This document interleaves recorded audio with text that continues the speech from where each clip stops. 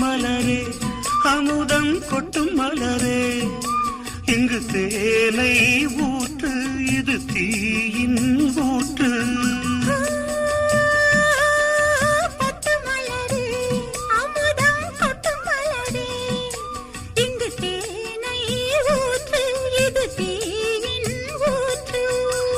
உள்ளிருக்கும் வேர்வை வந்து நீர் வார்க்கும்